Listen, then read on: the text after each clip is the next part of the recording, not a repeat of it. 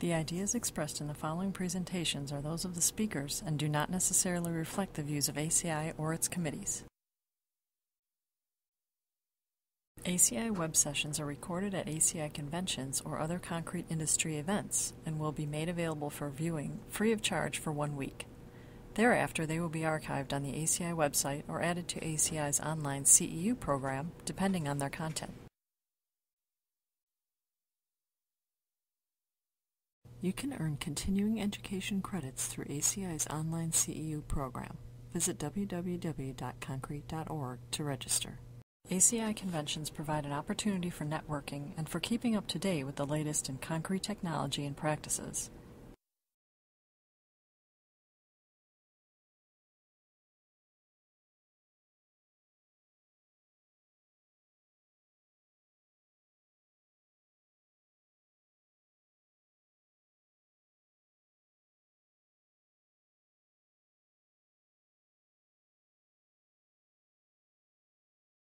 Our next speaker, James Ragland, is a structural engineer with his own firm, Ragland, Aderman and Associates, Baton Rouge. He's the incoming chair of the Shotcrete Specification Subcommittee and has been with the main committee on and off for many, many years. I think he said his first request to do something may have been in about 1985. Jim's going to be tasked with addressing many of the shortcomings that Phil found in this last round, but we couldn't accomplish. So, Jim? As Lars says, shotcrete is concrete, but only better. From the standpoint of the structural engineer, it's very challenging, particularly as regards quality assurance and encapsulation. It's more challenging perhaps than concrete in that structural engineers are simply not educated in shotcrete. And today we'll be looking at encapsulation from the perspective of a structural engineer. A structural engineer has a responsibility for putting together the contract documents and for writing the specification that includes quality assurance. The challenge is most of us structural engineers are the least knowledgeable professionals when it comes to specialty applications, especially shotcrete. So we'll take a look today. The challenge starts out with the International Building Code. The International Building Code states that the maximum size of reinforcement shall be a number 5 bars unless it's demonstrated by pre-construction tests that adequate encapsulation of larger bars will be achieved. So the structural engineer goes about writing a spec. He says adequate. How does he write adequate into his specification, and how does he come up with an acceptance criteria that defines what adequate is? Up until 1995, 506.2, prior to 1995, let's say it was simple specification. Certification was performed by experienced engineers and contractors. And basically, as an engineer, you either had to learn the basics or you depended on contractors. So in our firm, when we first got into shotcrete projects, and we got into a number of them at one time, we had no other choice but to consult with contractors and consult with some very experienced engineers. And we had a project, a serious project in the early 80s, and this is a typical project whereby it's at paper machines in 1983 at a paper plant. And we've got Nosman certification per ACI 506.277. And in the picture, you'll see this, this man right here is at the time was with a shotcrete company, but he was a member of 506 and had pretty much took our hand and instructed us on the ways to generate documents to produce quality shotcrete, and then taught us in the field what quality shotcrete looked like. This project was very complex. This was a typical area. It was beneath a paper machine, beneath the wire pit. If you're noticing in there, you may not see it, but these were square 1-inch bars. Shotcrete was excellent on this project. It allowed us to do sequencing whereby we could shoot particular areas and put up shores and then come back and shoot, again, small quantities, all dry mix and all small quantities. And, job turned out excellent. It's, to my knowledge, is still standing today, and it ran for a long time and was done at a very economical price. Currently, after 1995, we have 506.295 code. It's still in effect today in 2012.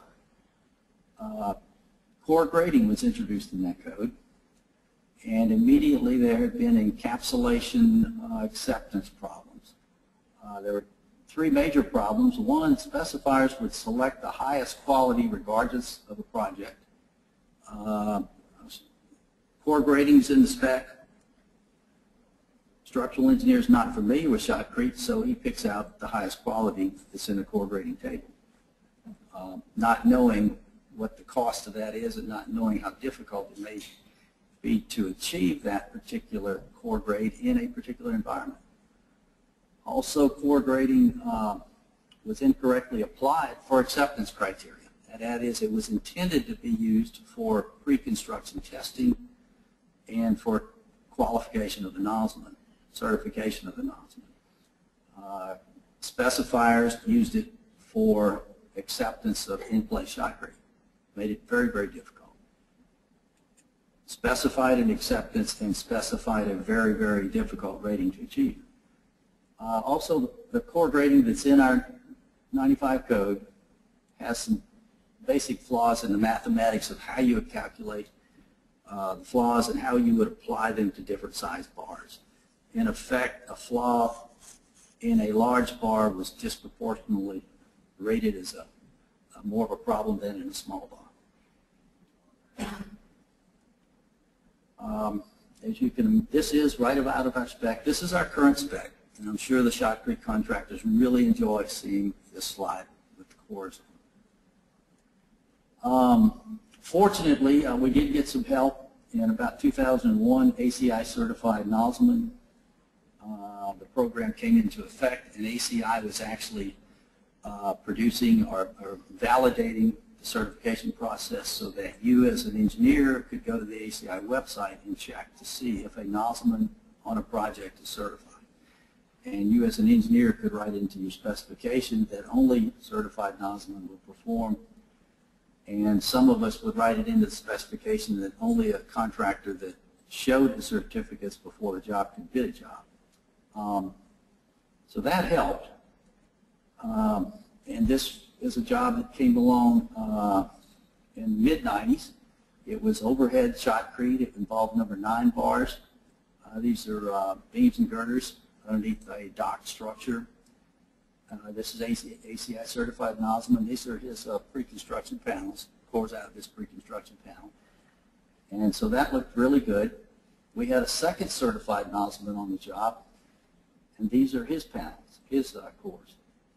And mind you, these are both ACI certified nozzlemen. One we allowed to shoot, one we required examination of his cores and would not allow to shoot.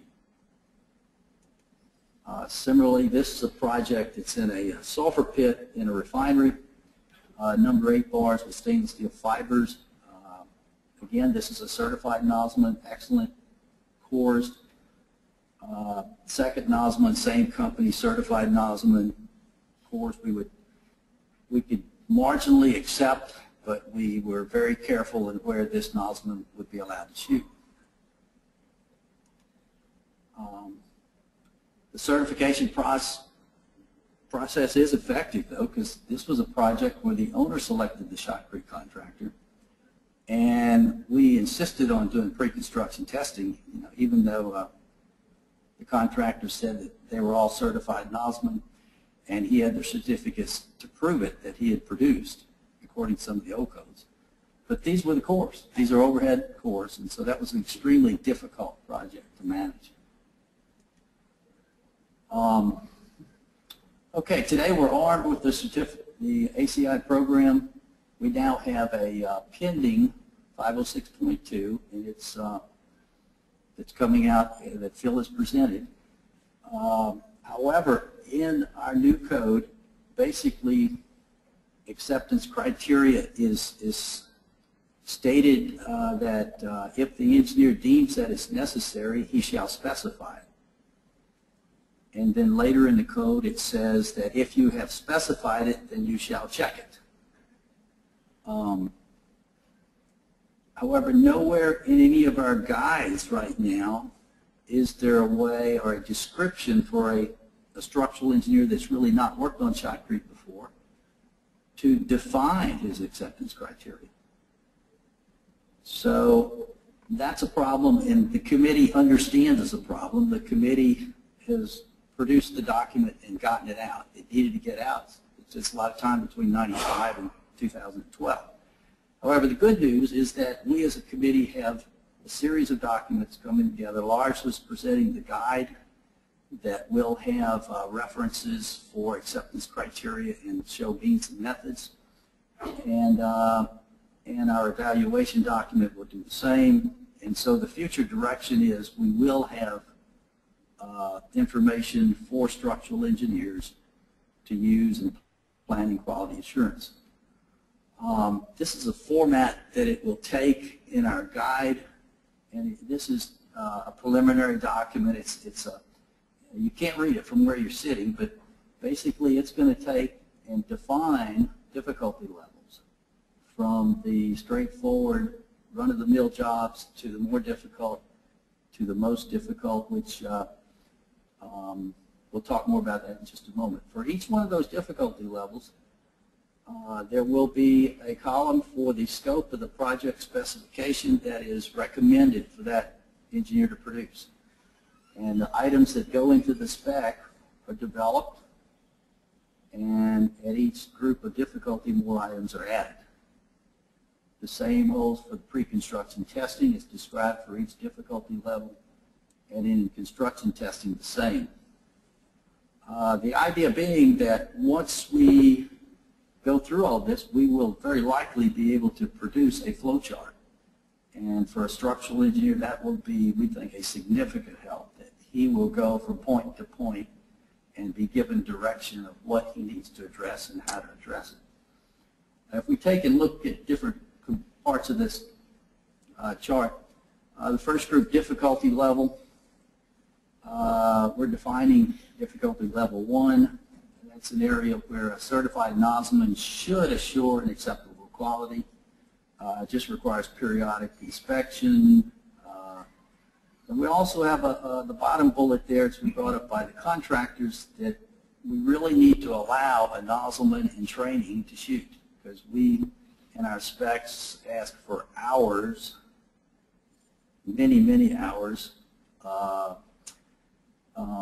before a nozzleman can shoot. So that's a challenge if he never gets to shoot. So we have that in here. Difficulty level 2 is where an experienced nozzleman generally will be needed, and standard pre-construction testing is recommended. In the interest of time, we're going to speed through some of these. And Mr. Chairman, we do have time for questions at the end of all our speakers. I think the last presentation at least is 45 minutes. Okay, well, okay, very good.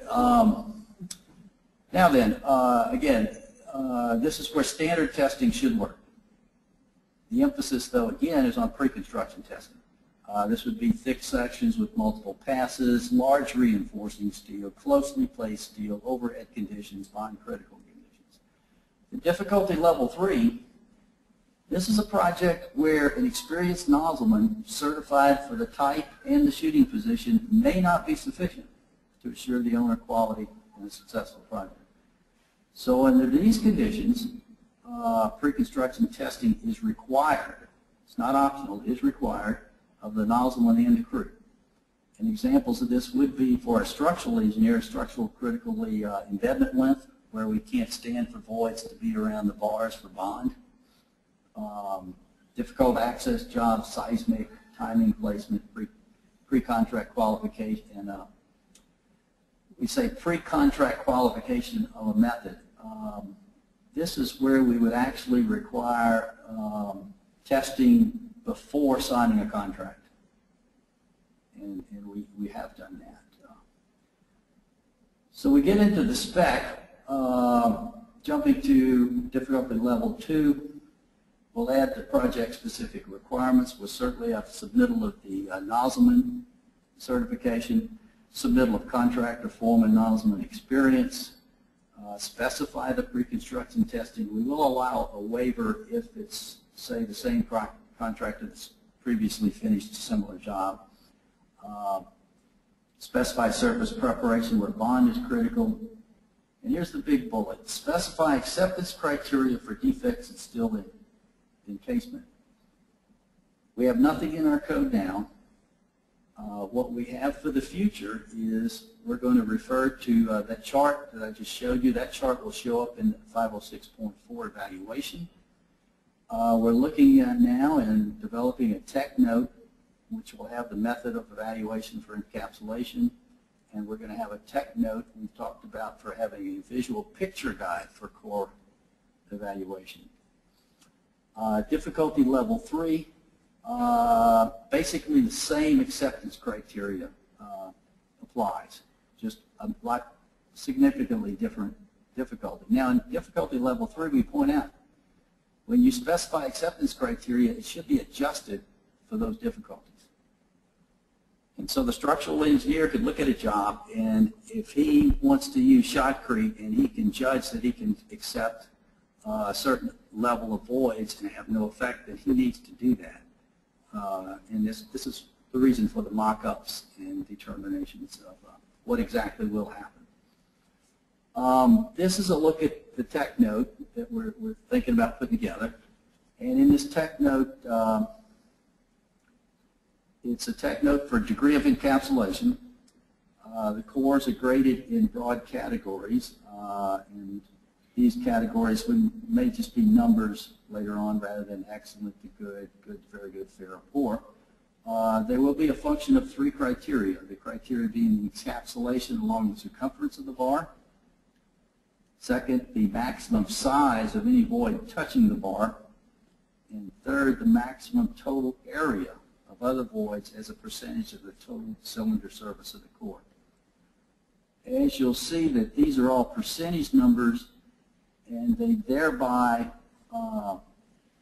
provide a more direct means of allowing for large bars that may have a small defect relative to their size to not be as impacted as they were in the previous core grading, which only looked at the exact size of a void regardless of the bar size.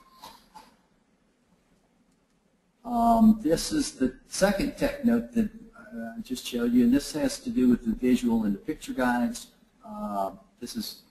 Don't try to read any of this. This is just what's examples of what's in progress that shows defects and ratings. And in general, these the idea will be that the cores will be grouped according to difficulty level and rating. And again, the idea is to have a structural engineer a way to visually see how cores have been rated, should be rated, and then to start getting a confidence level that he can look at cores on a job and work with a contractor and both understand what really is needed. Challenges of core grading. This is just a general interest. You've got large bar, excellent. You've got large bar with 2 fairly small voids. Then you got a small bar with a void. It's going to be a challenge, still the same. Pre-construction testing. Basically, we're going to be applying the same items that we put in the spec. We're now in the field and we're going to carry out. And when we get into the test, we're going to be looking at test panels that are largest diameter bar that's on the job. We'll observe the nozzleman and the crew during the shooting. And then we'll test those specimens for compliance with what we're looking for compressions, physical properties. And then we'll evaluate acceptance to the core to saw cut samples. And so here's where the acceptance criteria will be put to use. And the same will hold for level 3. basically. Level 3 being primarily a very difficult job and a mock-up type test. Construction testing, in the interest of time, we'll go through this rapidly. It's testing done during progress of the job.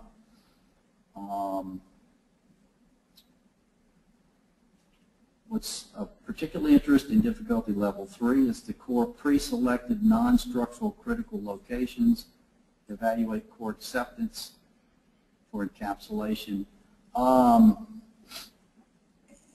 And here, we have a new document coming out also for specific projects, and this will be covered in that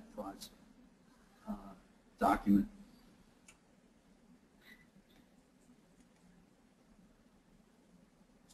This is an example of large bars. This is a mock-up of one of our contractors, and it's very impressive. When you're talking about pre-construction testing of panels, this is a great example. And this shows you that proof that Shotcrete is concrete. These are large bars, double mats of bars, and there is a way to test that it can be done. And this, as I understand, that's what the Cal State or Cal Memorial Stadium. That's where Cal plays. Okay. And you can see the quality of the cores. Again, large bars. What size bars are these? Number 8? 9 and 10. Okay, what's so impressive here, this is obviously is wet mix, and it's done by vent shooting, and so the nozzleman is working the nozzleman through this entire panel. The job in progress, completed job. And so, again, encapsulation from the structural engineer standpoint is challenging. But if structural engineers can work through the documents, and now in the future we have documents that will allow the structural engineer to communicate with the contractor and both come to an understanding of what's practical, what can be achieved, and what is quality, then we can look at a good outcome. I throw this in here. If you don't understand the documents, hire an experienced engineer. Back in '83 we did this. This was an ACI member. He certified and inspected, and a difficult job got done. It had a happy ending. Questions at the end?